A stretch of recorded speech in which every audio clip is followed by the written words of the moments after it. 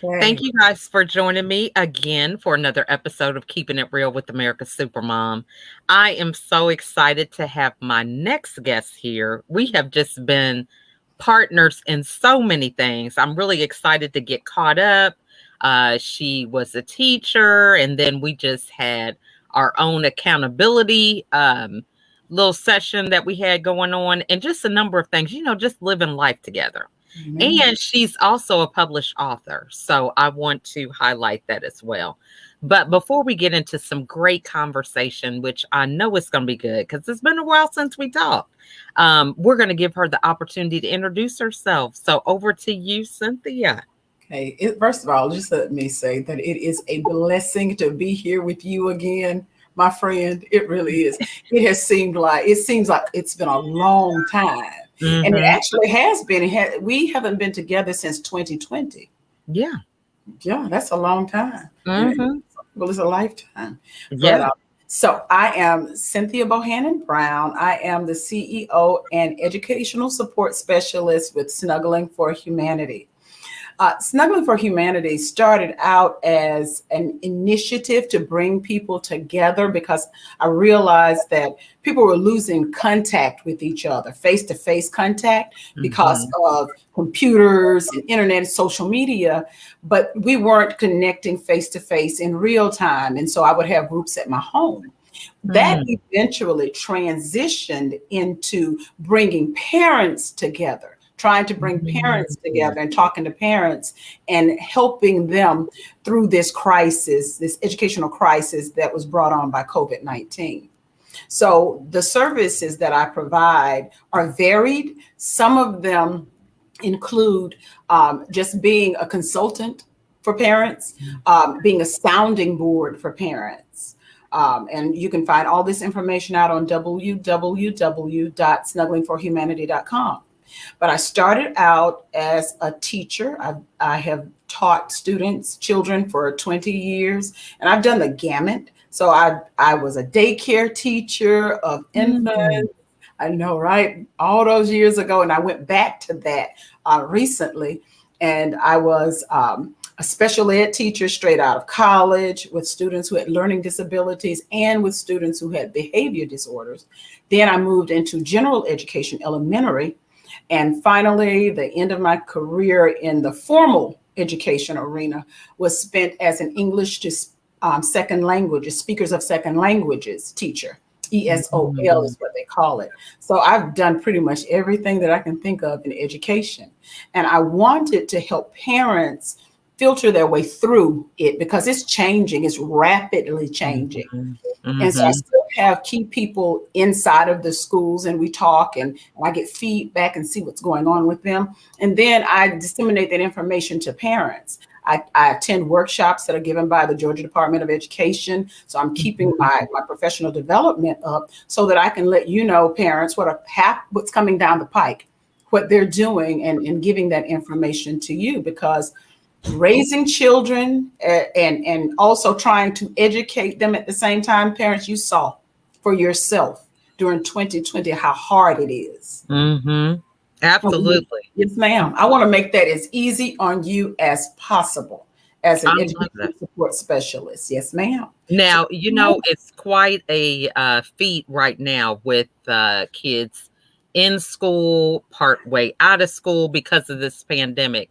So, what are some key factors that you think the parents really should be focusing on during this time of uncertainty as it relates to education? okay. Because I don't want to overwhelm our parents, I would like to take it, month by month. So Mm-hmm. this is the month of August, parents. And I did a podcast, a brief one, just letting you know that what's happening in the school buildings in August. So this Mm-hmm. is the time where we're building foundations, where we are doing procedures and protocols, where you're making sure that the children understand the safety recommendations from the CDC and Mm-hmm. stress to them what they need to be doing when they're at school to stay safe. Mm-hmm. Because if they're not safe at school, they're coming home and they may bring that disease to the family. And we don't want that to happen because we have a lot of families that are multi-generational. So you have older people, grandparents, parents, and grandchildren all in the same household. So we want to keep everybody safe. So that's the first thing that's going on, Lachelle. You need to talk with your students and say, how is it going? And when I say, how is it going? Are you wearing your masks? Are you getting mask breaks? Because the schedule of 2019 can't possibly satisfy the needs of 2021. Yeah. Something has to change. The process, I poised myself to go back in as a substitute teacher. And I was fully prepared to go back in and kind of break the schedules into different segments because children need to go outside and just have a mask break, from the building. So little things like that is the beginning. So you need to get that foundational piece set so that they understand what protocol looks like and why those safety protocols are in place.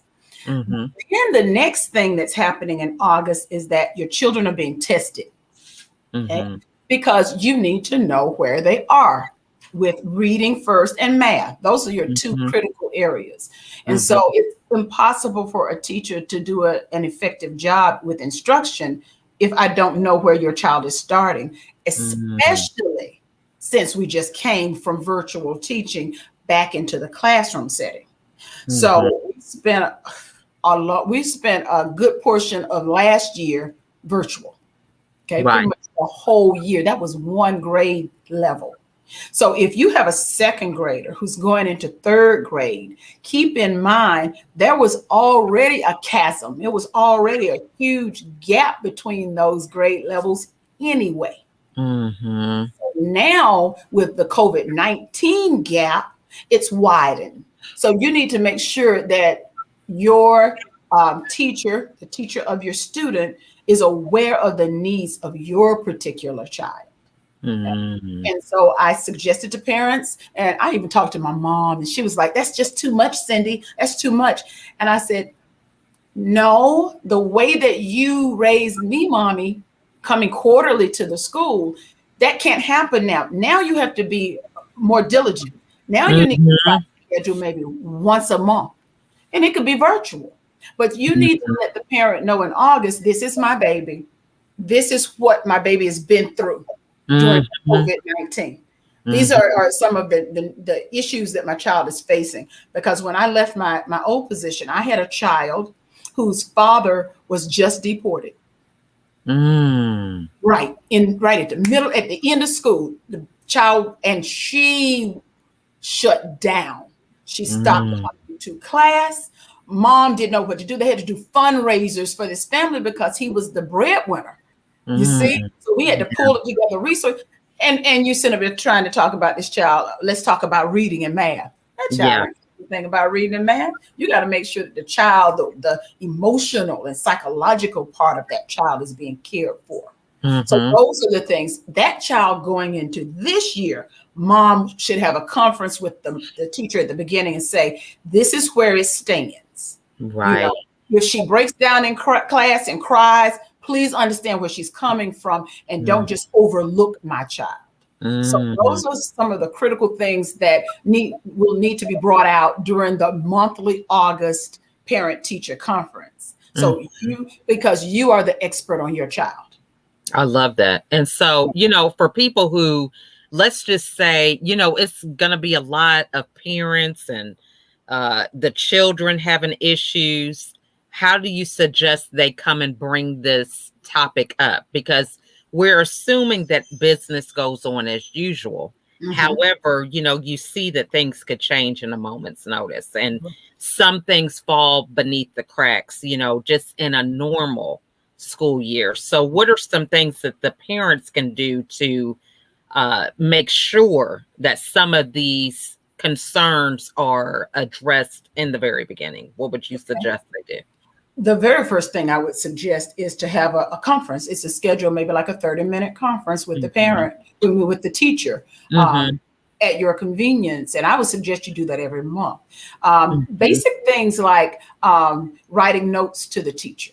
in the child's journal or agenda. Some children have agendas. Mm-hmm. So you can write notes to the teacher, and the teacher will respond. Usually the teacher will respond. So I'm just thinking of, your basic standard communication tools still work. Now what you need to do is use them more effectively.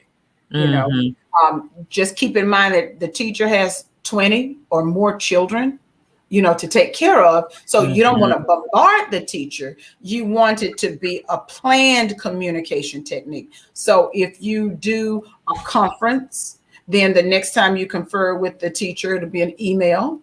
Then the next time you confer, it'll be an agenda. But the rotation cycle, and you just let the teacher know, hey, this is what I'm looking for. Mondays, I might send something in the agenda. On Fridays, it might be agenda. And then in the middle of the week, it might be an email. I like that. Yes, ma'am.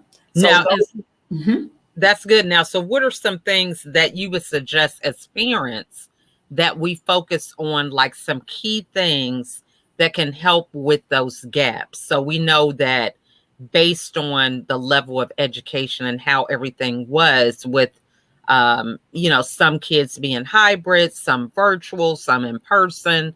What are some things that are kind of like some foundational things that we can kind of just work on in general that can kind of help with some of those gaps that you would suggest? And that's huge because, pre-K to 5, the needs are going to be different.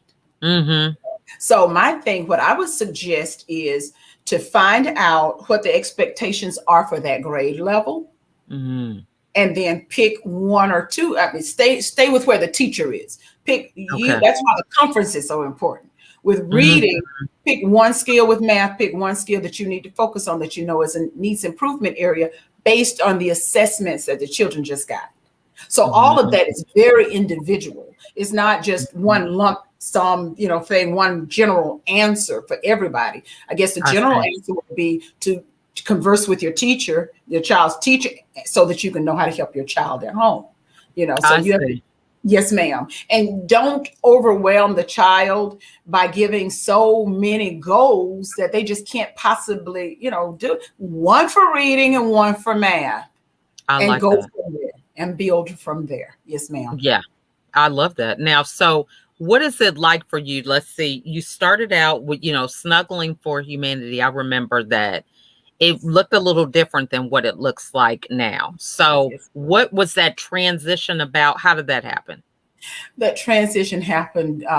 I am a Christian. I should say that I'm a Christian educational support specialist. That's my foundation. So what I had to do when I realized at the end of 2020, when I was being called to start Snuggling for Humanity as a business, because keep in mind, Snuggling for Humanity was an entity since 2015.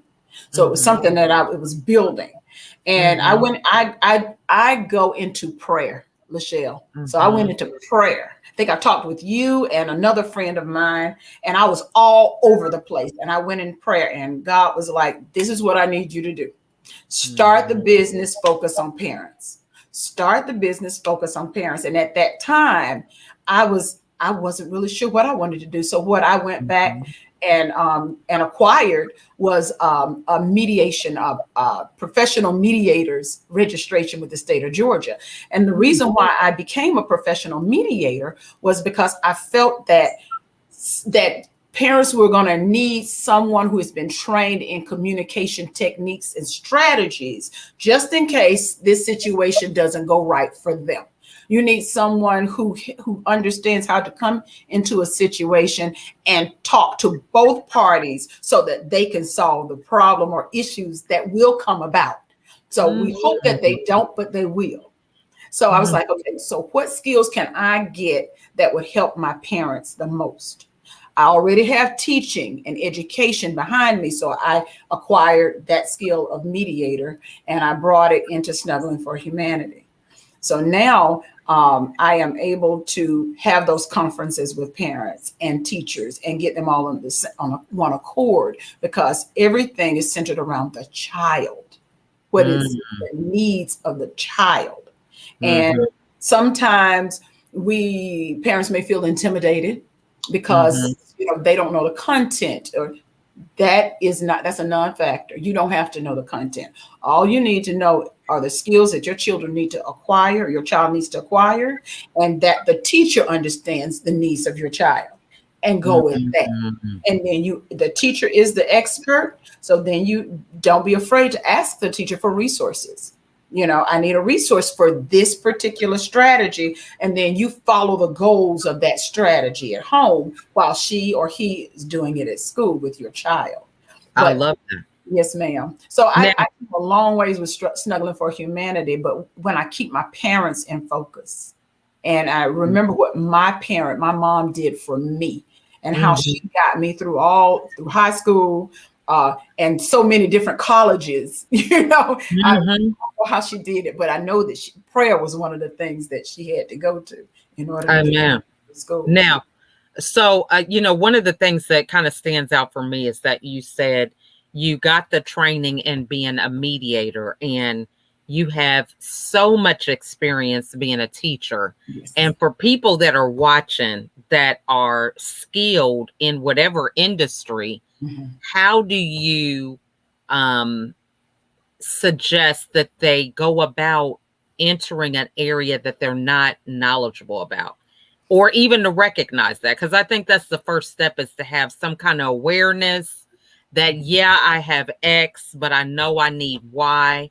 But sometimes that's a hindrance for people, where it prevents them from growing because they're so focused on what they already know that they don't really see what they don't know. Does that question make sense? It does, because when I was transitioning out of the classroom, and I really didn't know I was transitioning in December, I was just being obedient, and I started the business, and I was like, okay, Lord, let's see where this is going. I was still in the classroom, and around January, I could see the writing on the wall when they were mandating that we come back. And I wasn't very trusting of their words, that the mitigation had taken place, and the ventilation system had been overhauled, that I was not trusting of that. And so I started chatting with other teachers online. And I know a lot, when I tell you that a lot of teachers retired or just left the industry, and they were like, I don't know what skills I have. Well, you have to look back on what you've done as a teacher. And I just remember mediation being something that I did with my students, because I'm as a general education teacher, I was the only adult in the classroom most of the time. I can't always solve your problem, student. So what I need to do is I need to teach you how to solve your own problem. So I would bring my children actually would meet me outside if they had an issue. And I remember, and I tell this story a lot. I remember my colleagues saying, Miss Brown, every time I see you, you're in the hallway. And this is August, right? August and September. And I said, well, my kids have issues that they need settling. So I would act as a mediator. And it was ironic, because I was like, mediation, to be a mediator, I would get paid for this if I were not your teacher. So you're going to have to give me some of your tickets that you're collecting for those special occasions. I'm going to need you to pay me. So they would pay. I would give them a certain number, 5 or 4, and they would give me the ticket to mediate their issue. My kids got so good with that until they could mediate their own situations by the end of the year. And they were like, Ms. Brown, we just need you to stand here and watch. And they would talk it out, and they would come to an agreement, a consensus. And they were like, okay, thank you, Ms. Brown. So we don't owe you any tickets. And I was like, you know what? I love y'all. Y'all fine.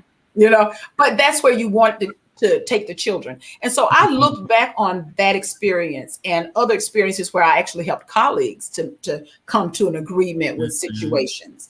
And I said, I would be a very good mediator. That's something that I would do naturally. So taking a skill that I'd already done, but hadn't done professionally, I researched the profession, and I went about finding out where the classes were, and, saving up my money and doing what I needed to do to become a registered mediator with the state of Georgia.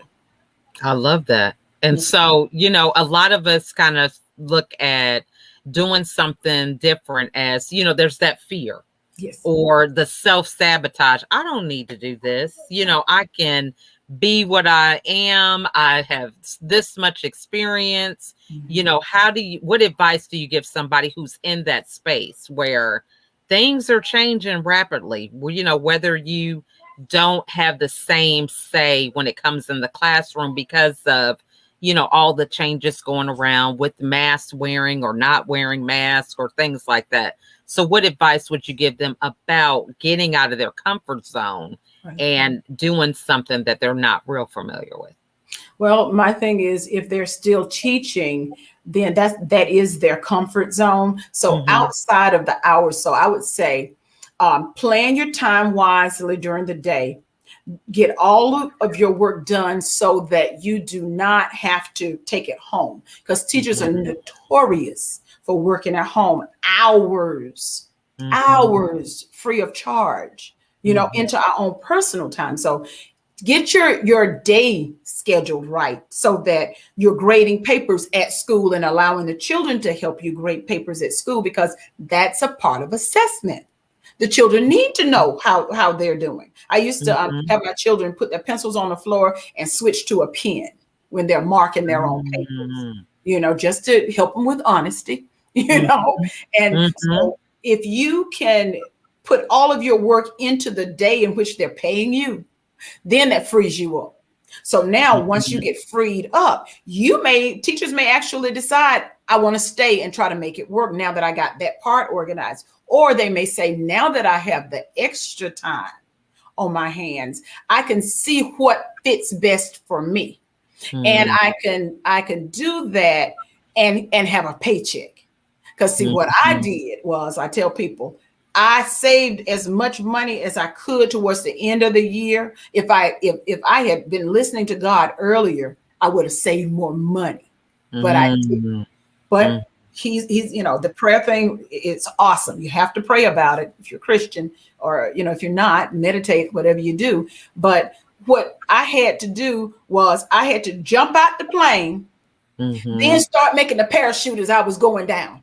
And God was underneath me. He was holding me up with the wings and the wind. And, you know, I'm still making that parachute while I'm on the way. I'm free falling. But God got me, and I'm making that parachute. I would rather for teachers not to do that. You know, you have the job. So get an exit plan is basically what I'm saying. Give yourself a year. Say in 1 year, after whatever day, so next school year, by the end of next school year, I will have an exit plan. I would have saved money, and I will have researched my likes and my dislikes, my skills, and I know what I need to do. So get a plan together based on what you like to do and what you're good at. Yes, ma'am. I love that. Now, so what do you think has been the most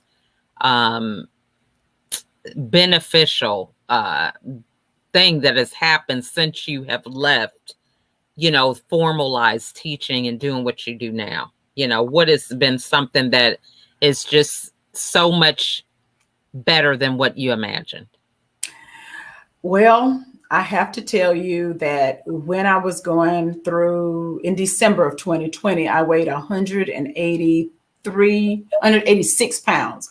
I was considered obese, and I had hypertension, and I was stressed out, and I filled out the ADA forms so that I could work from home virtually, and I was denied. Once I realized the county in which I was working denied people who were cancer survivors who were going back for chemo, I said, oh, they don't care about me because they don't care about them.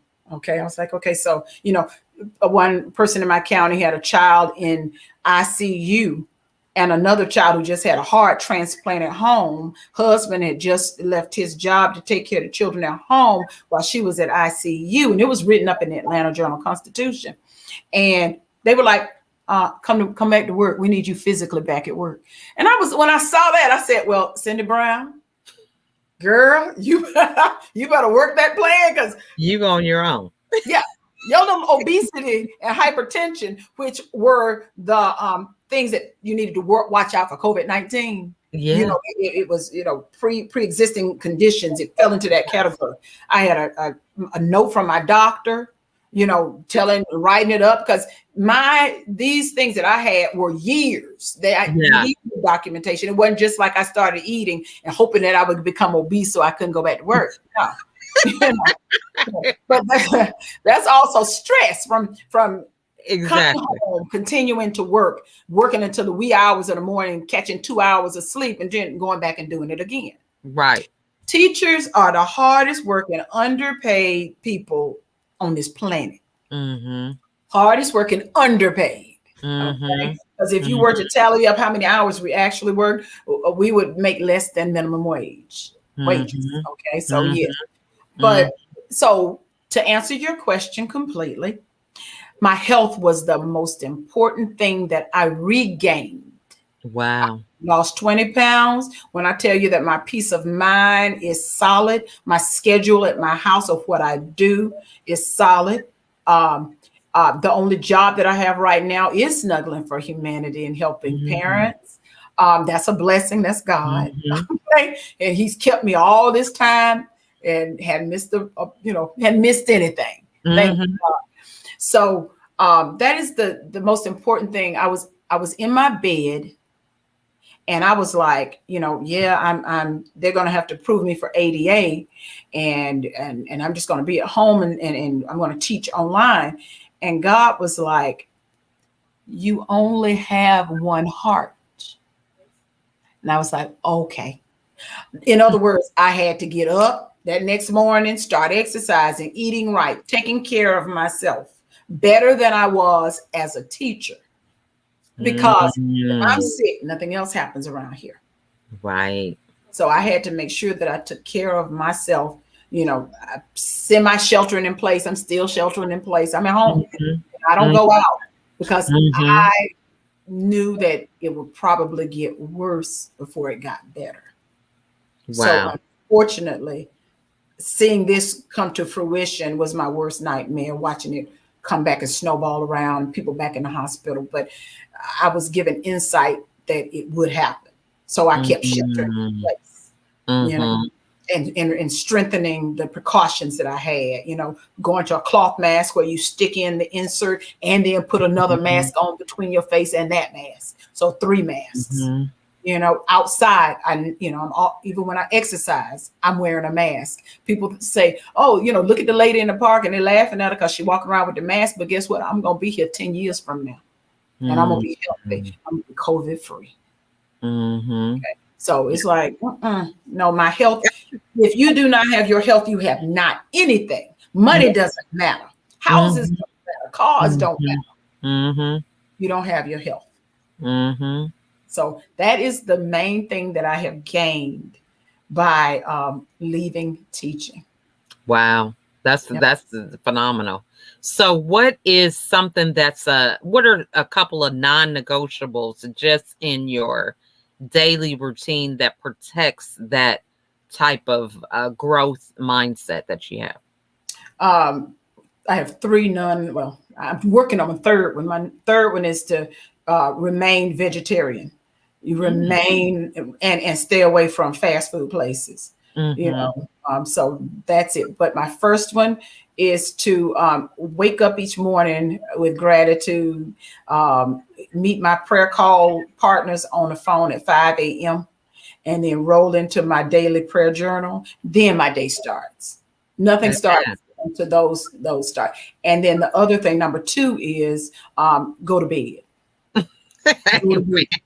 I shut down this house. I'm on the phone with my mom. I'm like, Mom, okay, it's 8 o'clock. It's time for me to shut down the house, close it up, lock it up. It's time for me to go to bed because I need my sleep. So sleep, eating, prayer, all of that just keeps it. Yes, ma'am. I love that. So what's your favorite book in the Bible? We just finished Song of Solomon. Oh. Yes. And I'm glad you asked me about that. So Song of Solomon is about King Solomon's love for his wife. And parents, we were talking about it. We said, you know what? If our children can be introduced to the idea behind Solomon and his wife, and notice I didn't say, I'm sorry, I said wife, and I'm gonna leave it at that. The love that they had for each other, how they spoke to each other, what they thought about each other.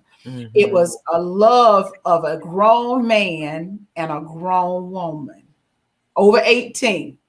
And so when you put that into the minds of our children to let them know, look what you have to look forward to after you mentally mature, after you physically mature. Before 18, your body is still growing and developing. It's like putting cookies in an oven. Okay, it's not ready yet. Don't pull it out the oven. Keep the door closed. Song of Solomon talks about love in such a way that you can compare it and connect it with the love of Jesus Christ. You can compare it and connect it to the love of a parent. It's just love. Wow. And the world has taken love and it has just made it obscene. Yeah. You know, it talks about intimacy in a way that it uses garden and flowers and, it's decoded for the children. But if you start reading it to them early enough, they're like, oh, that's beautiful. They don't know what they read. As they get older, then you start explaining what they meant with that when they get in high school and moving on towards being more independent. Song of Solomon, because it's about love, and we're supposed to have that kind of love with our partners and within our families. Yeah, that's awesome. Yes, that is awesome. So this has been a great conversation. Lots of nuggets here.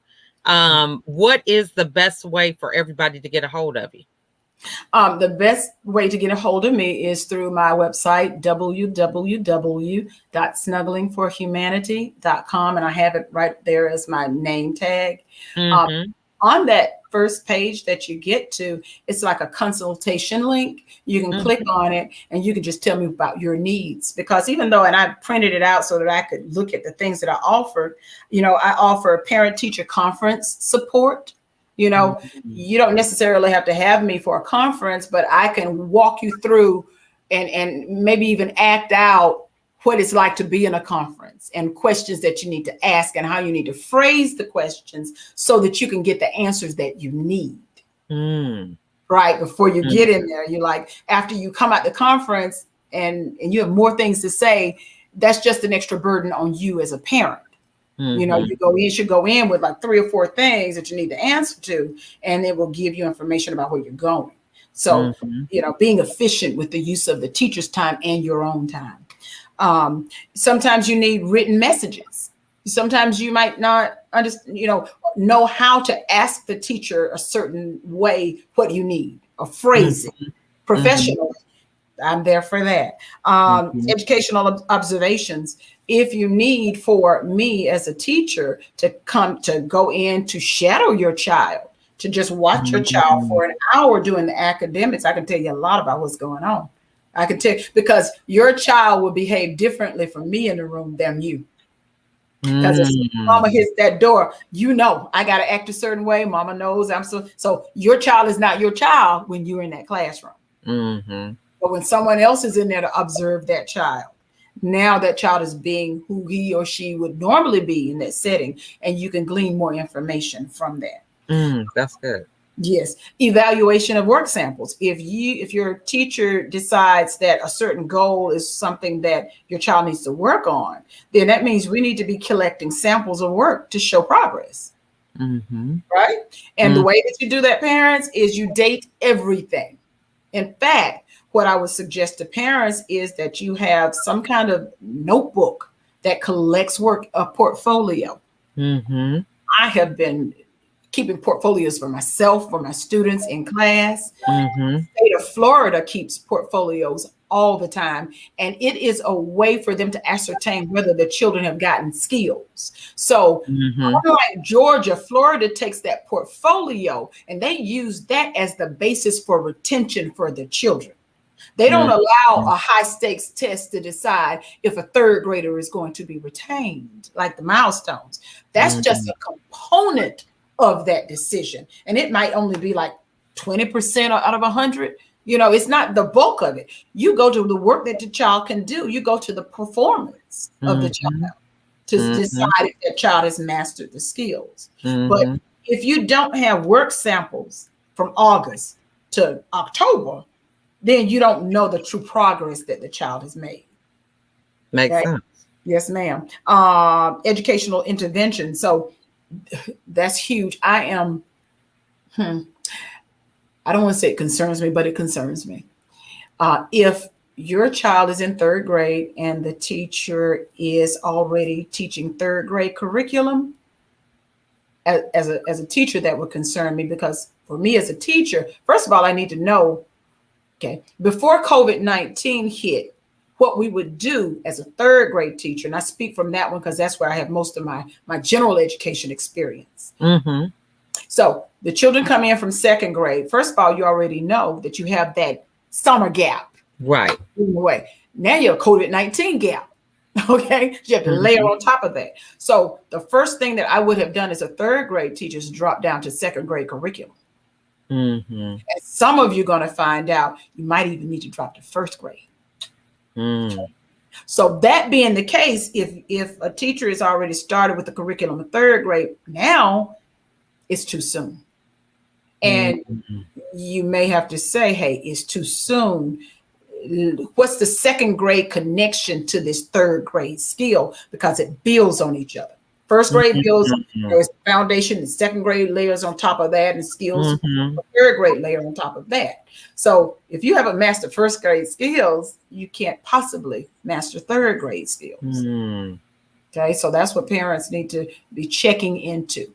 You know, what are you learning in school? What's going on, you know, with the teacher? That's why the very first conference of the year should happen in August. Because it says, I'm concerned.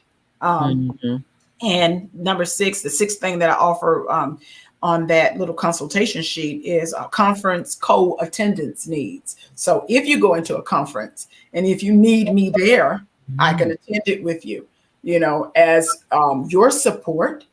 I can attend it, you know, naturally the mediator comes out in me, but I would take the lead of the parent as to how they want me to fit into that situation. My goal is not to take the place of the parent. My goal is to empower the parent beyond this so that you can take that and run all the way through college with it. Love that. Yes. That's good.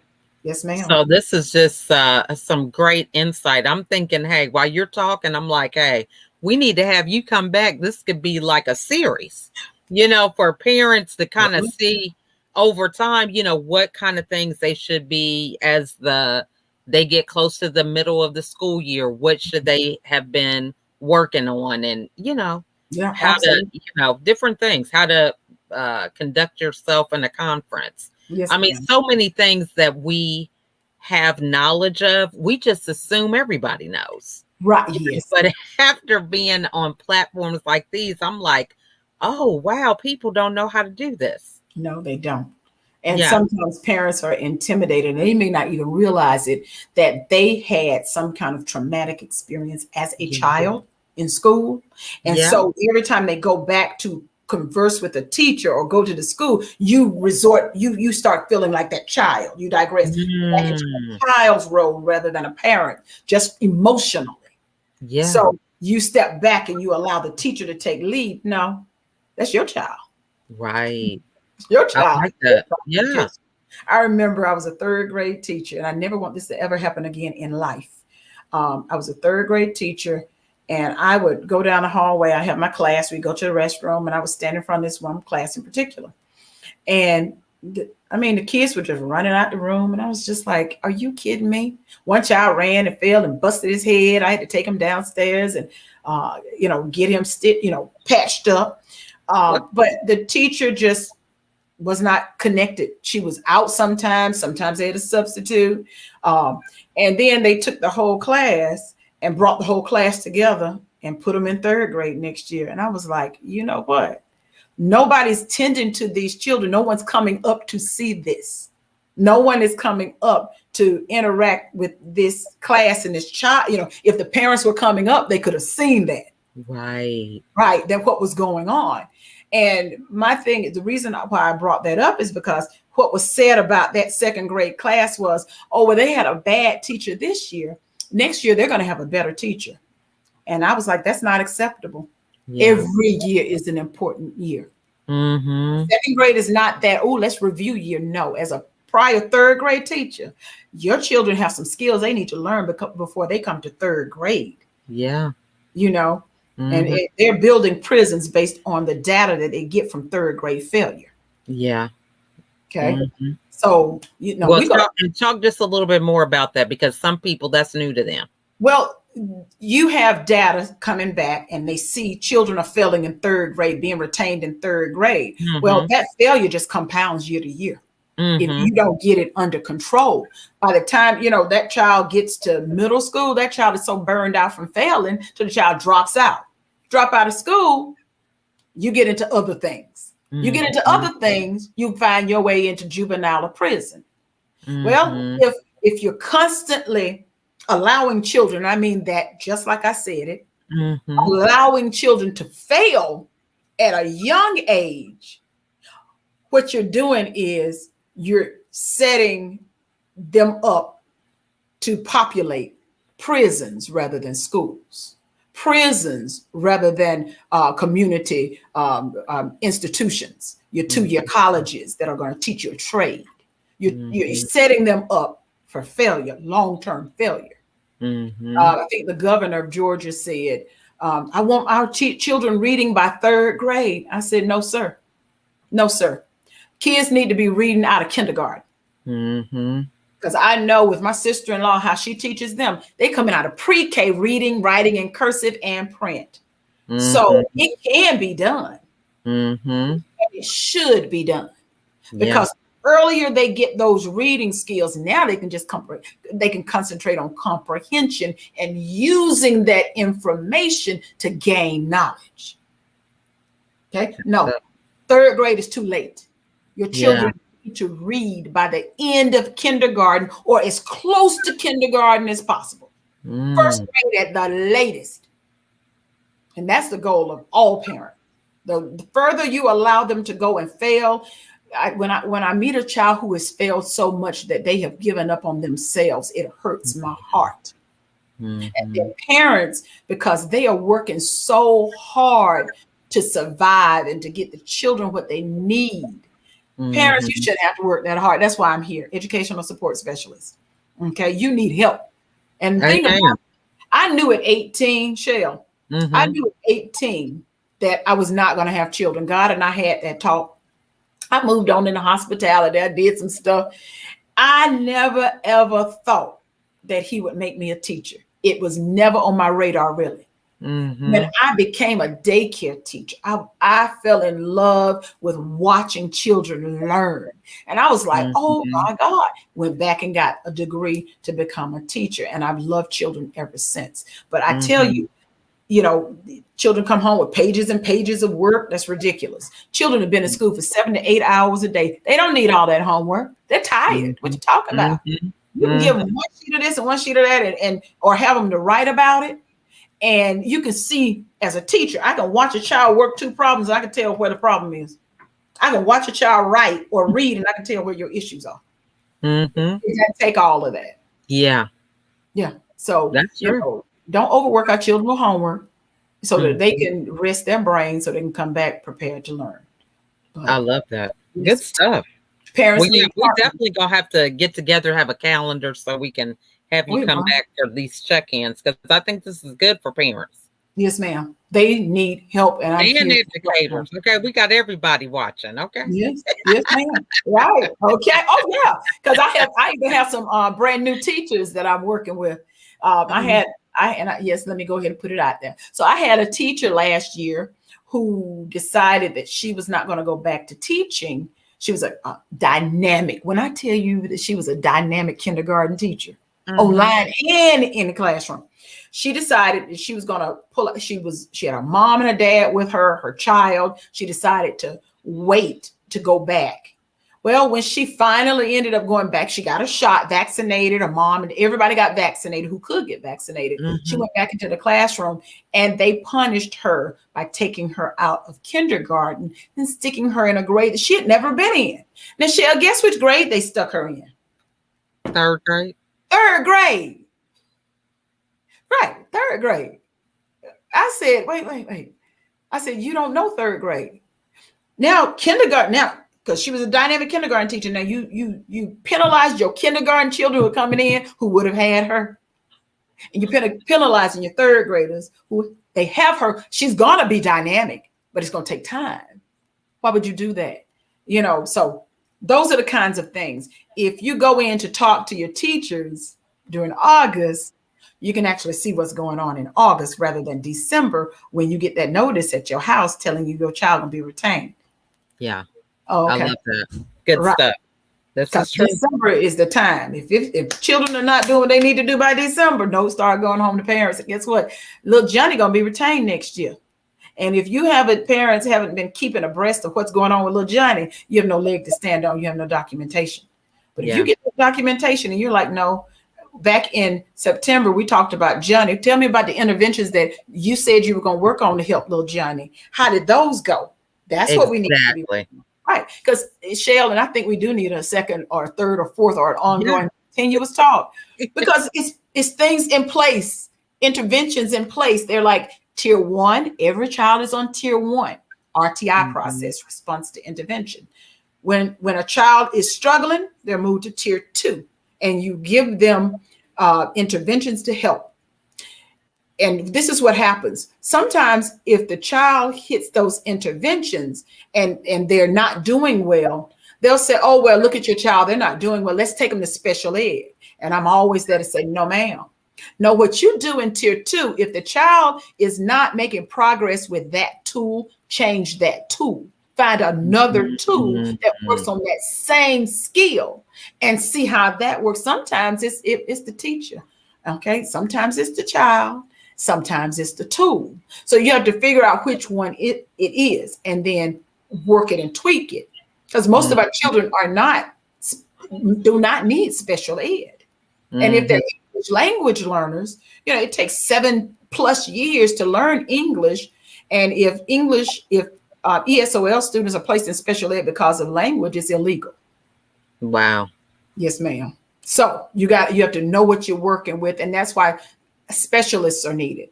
Parents, I had to think long and hard about making this transition to educational support specialists. And the reason being is because I didn't have a guide. I'm making this up as I go because for years I have seen the need for general education parents to have an advocate and someone to go along with them for this ride. Okay, for your child. Your child only has one time to get this right, whatever grade he or she is in. And we have to make the most of the time while they're there so that we can keep pushing them forward. Amen. You need some help, and I'm here to help. Okay. Now, does this, because I'm over here thinking of some connections for people that are locally, for the type of help that you give parents, is it just based on here in Georgia? Are you able to help people out of state? How does that work? Yes, I am based here in Georgia, and that's for things like observations and going in to do a co-conference.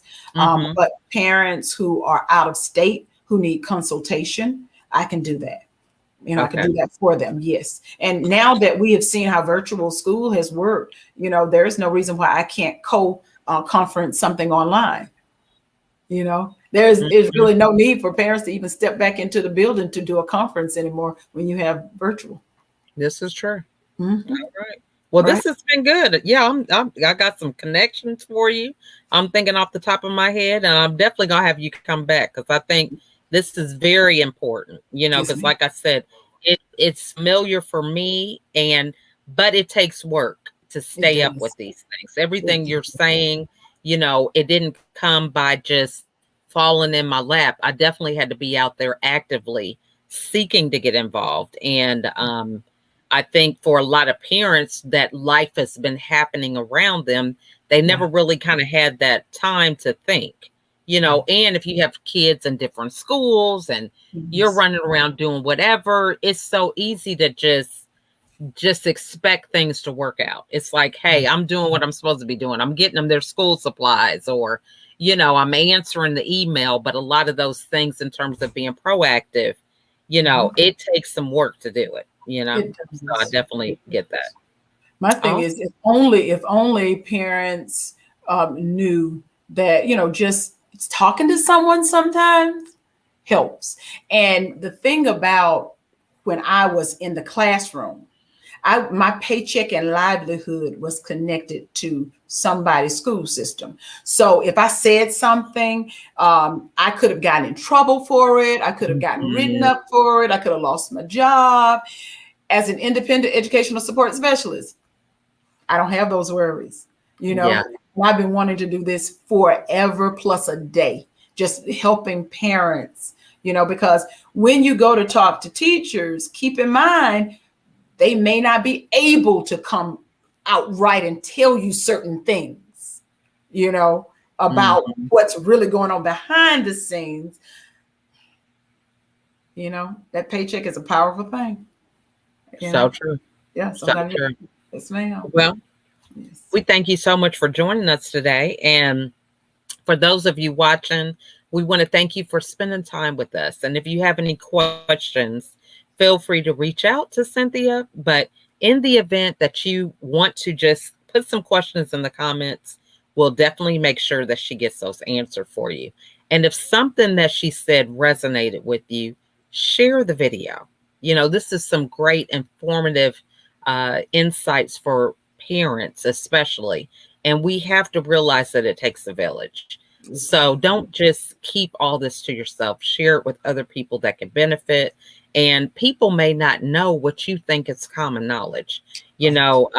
Everyone's saying stuff is common sense, but it's really not that common. You find every day of the week that people don't know a lot of stuff. So we thank you guys so much for watching. And with that being said, we will see you guys on the next episode. Bye for now. The very best. Thank you. Bye, everybody.